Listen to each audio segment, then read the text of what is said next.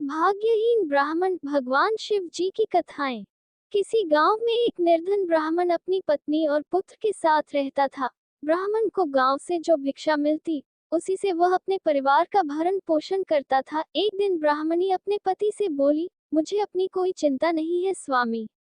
मैं आपके साथ भूखी प्यासी रहकर भी अपना जीवन व्यतीत कर सकती हूँ, लेकिन मुझे अपने बेटे की भूख प्यास नहीं देखी जाती।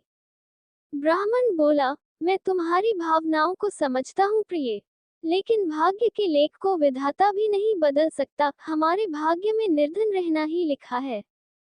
ब्राह्मणी बोली, भाग्य के भरोसे बैठे रहना मूर्खता के सिवा कुछ नहीं है। अगर इंसान कोशिश करे तो वह कर्म करके अपने भाग्य को बदल सकता है। आप कहीं परदेश में जाएं, मुझे विश्वास है कि आप वहां अच्छी आय करेंगे और हमारा भाग्य बदल जाएगा। ब्राह्मण बोला, तुम्हारी बात तर्कसंगत है प्रिय, मगर मुझे भिक्षा मांगने और पंडिताई के सिवा कोई काम नहीं आता। ब्राह्मणी बोली, हमारे गांव में आपकी पंडिताई की कोई कद्र नहीं है। किसी दूसरे गांव या नगर में आपकी पंडिताई चल निकले तो हमारे बुरे दिन फिर जाएं। अपनी पत्नी की सलाह मानकर ब्राह्मण दूसरे नगर में पहुंच गया। उसका दुर्भाग्य उस पर घात लगाए बैठा था। नगर में उसे कोई टके सेर पूछने वाला भी नहीं मिला। हालातों को देखते हुए वह सोचने लगा कि इस नगर से उसका गांव ही अच्छा है। नगरवासी तो पूरे नास्तिक हैं, उसे भिक्षा तक भी देने को तैयार नहीं है। ये सोचकर वह थक हार कर अपने गांव लौट आया और पहले की भांति पंडिताई करके और भिक्षा मांगकर अपना गुजरा करने लगा। एक दिन वह भिक्षा मांगकर लौट रहा था, तभी उधर से भगवान शिव माता पार्वती के साथ गुजरे। उस निर्धन ब्राह्मण की हालत देखकर माता पार्वती ने ब्राह्मण की तरफ संकेत करते हुए भगवान शिव से कहा, आप इस ब्राह्मण को देख रहे हैं स्वामी? शिव बोले, हाँ, वह बहुत निर्धन है और दुखी भी है। पार्वती बोली, आप उसके दुख का निवारण करें नाथ। एक तो ब्राह्मण, दूसरे दरिद्र, मुझसे उसका दुख देखा नहीं जाता। शिव बोले, यह मृत्युलोक है प्रिय, यहाँ हर प्राणी किसी न किसी दुख से त्रस्त है। सब अपने अपने कर्मों का फल भोग रहे हैं, तुम किस किस का दुख दूर कराओगी? पार्वती बोली, आपको उस निर्धन ब्राह्मण को धनवान बनाना होगा स्वामी।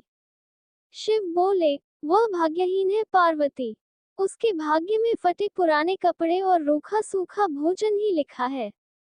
मगर पार्वती अपनी जिद पर अड़ी रही। अंत में हारकर शिव को पार्वती की बात माननी पड़ी। उन्होंने उस रास्ते में, जिस रास्ते ब्राह्मण जा रहा था, सोने की एक ईंट डाल दी। अचानक ब्राह्मण को क्या सूझा? उसने सोचा कि वह आंखें बंद करके कितनी दूर चल सकता है। ये सोचकर वह अपनी आंखें बंद करके चलने लगा और सोने की ईंट के बिल्कुल समीप से होकर आगे गुजर गया। काफी दूर आगे जाने के बाद ही उसने अपनी आंखें खोली। ये देख भगवान शिव मुस्कुराते हुए बोले, हमने तुमसे कहा था न प्रिय कि वह ब्राह्मण भाग्यहीन है। भाग्यहीन मनुष्य कभी धन प्राप्त नहीं कर सकता।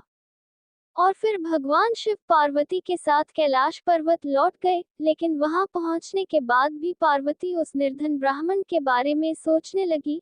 वह किसी न किसी तरह उस ब्राह्मण को देखना चाहती थी। पार्वती को उदास देखकर भगवान शिव ने पूछा, क्या बात है प्रिय, इतनी उदास क्यों हो?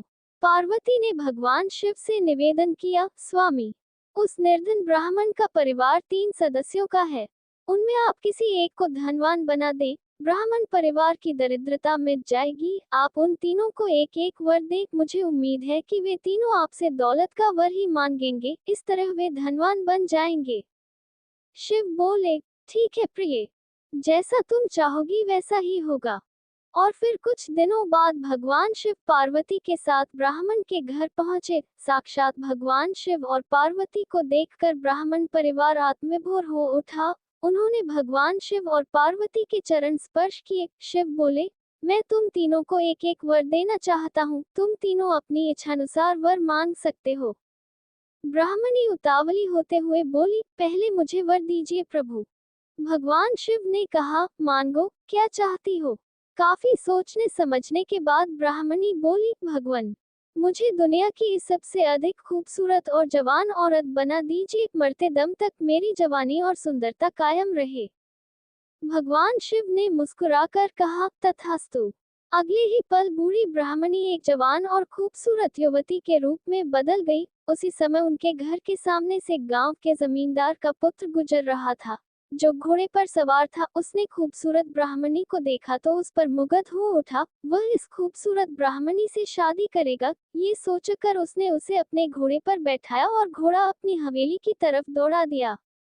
ये देख ब्राह्मण अपनी छाती पीटते हुए विलाप करने लगा, हाय मेरी पत्नी, रो मत, ब्राह्मण श्रेष्ठ, तुम भी मुझसे कोई वर मांग लो, जो मांगोगे तुम्हें मिलेगा। भगवान शिव सांत्वना देते हुए बोले, मेरी पत्नी को वापस बुला लीजिए प्रभु, मुझे इसके सिवा कुछ भी नहीं चाहिए, ब्राह्मण ने निवेदन करते हुए कहा। भगवान शिव बोले, तथास्तु। देखते ही देखते ब्राह्मणी वहां खड़ी थी। अपनी पत्नी को अपने सामने देखकर ब्राह्मण ने राहत की सांस ली। भगवान शिव ने ब्राह्मण पुत्र से कहा, तुम क्या वर मांगते हो बेटा? ब्राह्मण पुत्र ने काफी सोचने समझने के बाद कहा, भगवान, मुझे कुछ नहीं चाहिए, लेकिन आप मेरी माँ को पहले जैसी बूढ़ी बना दीजिए। तथास्तु, भगवान शिव ने कहा और अगले ही पल ब्राह्मणी पहले के समान बूढ़ी हो गई। ब्राह्मण परिवार की मूर्खता पर पार्वती ने अपना माथा पीट लिया। सोचने लगी कि तीनों ही वास्तव में ही भाग्यहीन हैं। विधि ने उनके भाग्य में जो लिख दिया है, उसे देवी देवता भी नहीं बदल सकते।